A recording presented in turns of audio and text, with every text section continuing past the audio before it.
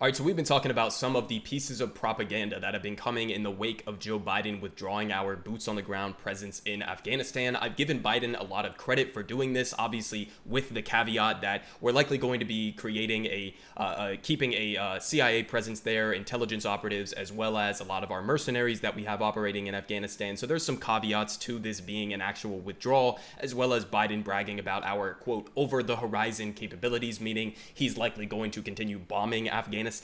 But so with those caveats said, I do give Biden a lot of credit for facing a lot of this media backlash that he has been getting and not backing down. I mean, he's given some press conferences where he's basically been getting a lot of pushback from the media for the way that he pulled out and for pulling out in general. And he's basically stood strong and just said, like, no, fuck you guys. This is the longest war in American history. It's extremely unpopular. Americans don't want us to be staying there indefinitely. And the pullout was going to be messy, regardless of how we were going to conduct it. And so while there are fair criticisms of the way that he pulled out, it had to be done. It's like ripping off a Band-Aid. There's no good way to end a war that was unjustified in the first place. And so, even with this massive wave of pushback, the propaganda that he has been facing from the entire establishment media class, I mean, it's been coming from all the way from OAN and Newsmax and Fox all the way over to MSNBC, and it's hilarious that they've literally been bringing on all of these top commanders or retired commanders and generals and intelligence officials and all of these people that they troll out here who spent the last 2 decades lying to us about the nature of the war in Afghanistan, repeatedly telling people, no, we're winning, mission is going to be accomplished soon, it's just over the horizon, let's just stay there a couple more years.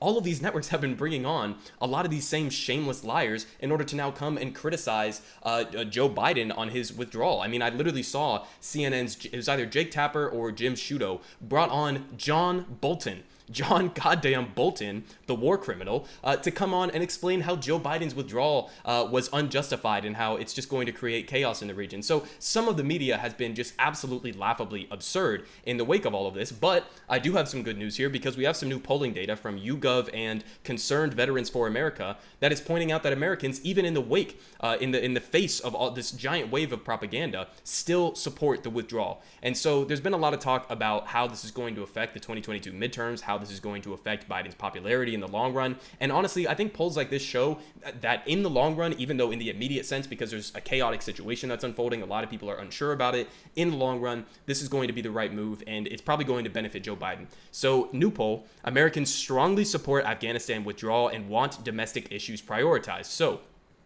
they say, Concerned Veterans for America on Friday released a poll showing a majority of the American people still support a full withdrawal from Afghanistan and want domestic concerns to be a greater priority. The poll was conducted by YouGov from August 17th through the 19th and is representative of the American public. CVA Senior Advisor Dan Caldwell issued the following statement on behalf of the organization in response to the polling results, and he says, after 2 decades of endless war and amid a global pandemic, it is not surprising that the American people believe the United States should prioritize domestic concerns over foreign policy issues. Notably, a majority of Americans still support the overall decision to withdraw from Afghanistan, showing that most separate the decision to withdraw and the chaos around the execution of it. This polling shows that it would be a mistake to assume that there is an appetite for continuing our endless wars in places like Afghanistan and for increasing military engagement around the world. So here are the key findings. A majority of Americans, 51%, believe that the United States should be less military engaged in conflicts around the world, and only 7% think that we should be more engaged. So this is, you might look at this initial number and say, wow, only barely a majority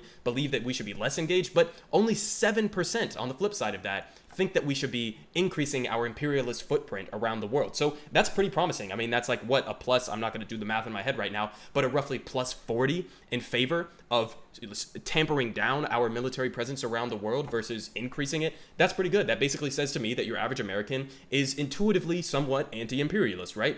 And so they continue. A strong majority of Americans, 60%, support the decision to bring troops home from Afghanistan compared to only 22% that opposes the decision. So again, there's a lot of chaos right now in Afghanistan, a lot of unsurety about how this is going to unfold, what the Taliban is going to look like in terms of how their government is going to be functioning.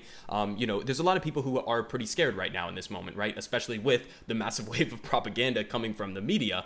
But I mean, this pretty much shows you that even with all of this, there's an outright majority of Americans support the decision. They want it to happen. And only 22% want us to stay there. So this is overwhelmingly on the side of Joe Biden.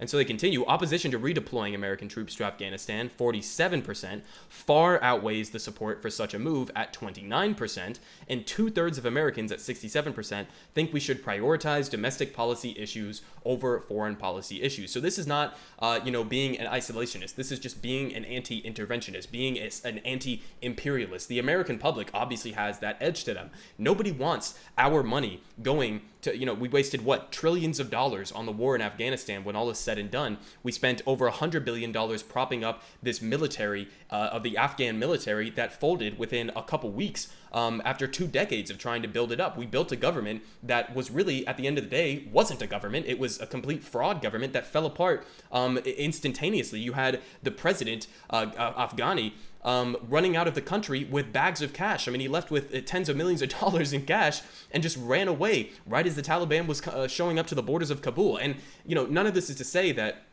the fault is on the people in Afghanistan. The fault is on, some of these members of the government that fled. The fault is more on the United States for starting this entire process in the first place. We never should have gotten involved in a 2 decades long process of trying to nation build in this country that didn't want us there in the first place, okay? The initial justification for why we got into Afghanistan was suppress Al-Qaeda and get Osama bin Laden. Well, guess what? Al-Qaeda, pretty much all of their operatives, pretty much all of their main top commanders were either killed or fled the country within the first 6 months of us getting into Afghanistan. And then years later, when we ended up killing Osama bin Laden, it wasn't even in Afghanistan. It was in fucking Pakistan in a compound that was right out in the open a couple minutes away from their fucking version of West Point College. So, it was a completely ridiculous war past that point. And you could argue we shouldn't have even done that part in the first place. But it was a completely ridiculous war that we spent 2 decades trying to prop up a government that wasn't going to stand for any amount of time with us leaving. So really the only 2 options on the table, from the perspective of Joe Biden at least, where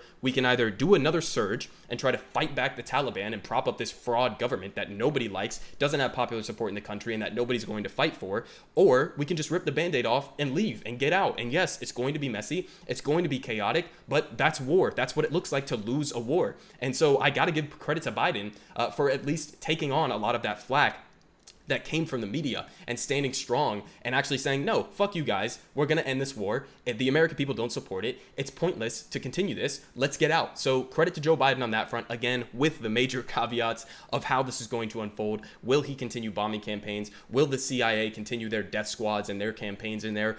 Will our mercenaries continue in there? So there's a lot of caveats to this entire situation that we're going to have to wait and see on. But, credit to Joe Biden. And honestly, I think in the long run, this move of pulling out in Afghanistan, even in the way that he did with the messiness of it, is going to help him in the long run.